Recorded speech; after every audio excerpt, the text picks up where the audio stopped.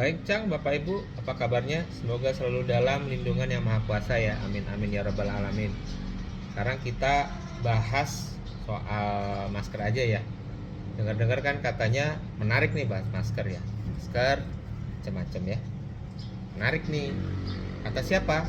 Kata teman Ogut. Baik, sebetulnya masker atau mask itu apa sih? Masker atau mask itu kan sebetulnya segala sesuatu yang ditempelkan ke muka ya. Jadi kayak misalnya mau cantik tuh kita ya anak-anak muda atau ibu-ibu, tempelin bengkoang ya, masker bengkoang boleh disebut masker. Kemudian anak-anak kecil itu ya kalau main apalah Iron Man atau Gatot Kaca atau Obito ya, Naruto itu kan pakai topeng itu ya, pakai masker. Nah itu boleh juga disebut mask ya. Jadi sebetulnya masker itu atau mask segala sesuatu yang nempel di muka atau wajah atau kepala ya. Nah kaitannya dengan kesehatan itu ya masker alat atau upaya untuk melindungi si penggunanya ya. Dalam hal kesehatan biasanya masker atau mask sering disebut lebih khusus ya respirator. Jadi masker yang bertujuan melindungi organ respirasi atau saluran napas atau paru ya. Jadi disebut respirator. Melindungi si penggunanya ya. Masker ada macam-macam. Ada yang boleh dibilang sederhana seperti ini, ada yang mana ya? Nih, saya punya macam-macam yang seperti ini, ada juga yang seperti ini ya, macam-macam. Kalau yang ini alatnya pakai yang ini. Ya, berhubung bidang saya ya dari zaman koas kemudian sampai sekarang ya menghadapi penyakit-penyakit pernapasan yang berbahaya ya, mulai dari zaman dulu tuh flu burung, kemudian TBC kebal obat ya, TB MDR, TB RO ya, TB resisten obat, kemudian ada MERS-CoV ya, coronavirus Timur Tengah, kemudian yang era yang belakangan kemarin itu beberapa tahun kemarin pandemi COVID ya, coronavirus juga. Jadi itu kita menggunakan berbagai pelindung ya, pelindung atau APD ya, alat pelindung diri. Nah ini yang banyak digunakan. Jadi ini disebut masker bedah ya, masker bedah, surgical mask, bisa melindungi dari partikel yang cukup besar. Nah mungkin ada beberapa isu ya. Jadi kuman-kuman itu kan kecil, sedangkan ini kan pori-porinya relatif besar dibandingkan virus atau bakteri begitu ya. Jadi sebetulnya masker bedah ini menangkap partikel atau mikroorganisme ya, bakteri, virus, tidak seutuhnya hanya dengan ukuran pori-pori filtrasinya ya. Jadi sebetulnya menggunakan medan elektrostatik ya, listrik statis. Nah, karena itu masker yang seperti ini kan dia sebetulnya membuatnya seperti membuat kertas ya. Jadi bahannya itu dilumerkan, kemudian ditiupkan dari sisi lain dengan partikel udara. Jadi dia ada pori-porinya. Jadi bukan dianyam seperti kain ya. Karena itu dia mengandung listrik statis. Nah, listrik statis itu yang menjebak partikel virus atau bakteri ya. Jadi kalau sudah rusak, sudah lembab, sudah basah, kemampuannya hilang ya, berkurang. Karena itu masker yang seperti ini tidak dianjurkan untuk digunakan lagi sesudah dicuci ya. Jadi ini sekali pakai. Seperti itu. Kemudian masker yang lain, misalkan yang seperti ini ya, N95. Nah, seperti ini. Ini masker N95 ya. 95 biasanya kalau menghadapi dokternya menghadapi kasus yang lebih berbahaya, kasus pernapasan, kasus penyakit paru yang lebih berbahaya, menggunakan setidaknya ini ya masker N95. Jadi kalau masker ada berdasarkan standar NIOSH ya, National Institute for Occupational Safety and Health, itu depannya huruf dulu ya, N, ada P ya. Kalau N itu non oily. Jadi masker-masker seperti ini cocok untuk melindungi dari jika tidak ada pajanan minyak ya. Kalau minyak dia rusak. Ini N, kemudian ada 95-nya. 95 itu dia filtrasi ya.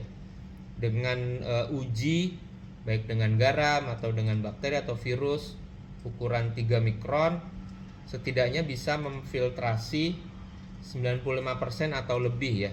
Biasanya ujinya itu dengan partikelnya ditiup dengan kecepatan 85 liter per detik ya. Jadi kira-kira begitu. Biasanya sih efektivitasnya di atas 95, tapi N95 itu standarnya setidaknya 95%. Nah, ini N95.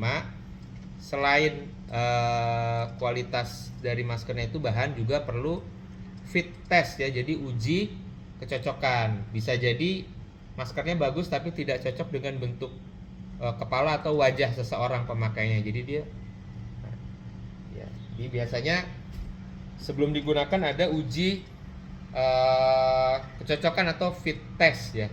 Ini masker bedah sederhana, kemudian ini masker N95. Di atasnya N95 ada lagi P100 ya.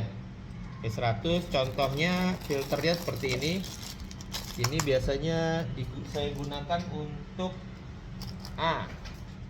untuk respirator yang seperti ini. Jadi kalau masker itu segala sesuatu yang ditempel ke wajah. Nah, kalau tenaga kesehatannya medis menyebut respirator itu masker yang tujuannya untuk melindungi kesehatan respirasi penggunanya, maka disebut respirator, melindungi saluran napas dan paru. Nah, kalau yang ini dia P100 grade-nya ya, digunakan pada yang seperti ini. Kemudian ini juga ya, ini filternya P100. Nah, ini ya, ini filternya, ini mesinnya ya. Ini nama mesinnya Power Air Purifying Respirator, PAPR ya. Jadi respirator yang ditenagai baterai, itulah kira-kira ya, tenagai mesin. Nah, ini filternya ada di sini. Ini P100 juga. Nah, ini gini ya, ini P100, ini juga P100 ya, tergantung device-nya. Jadi kalau P100 nya tadi depannya N95, kalau ini P100.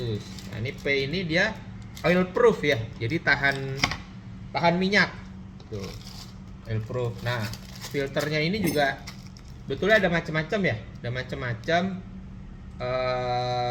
tergantung pajanan ya, pajanan atau bahaya yang kita hadapi. Kalau tenaga medis di vaskes, atau kemudian misalkan tenaga lab juga ya, itu biasanya yang P100 biasa. Kalau di tempat lain misalkan yang di pabrik atau di mana, ada yang filternya itu dia untuk acid gas dan sebagainya, asam dan bahan-bahan kimia lain, ada filternya khusus masing-masing ya. Kalau ini yang digunakan tenaga kesehatan.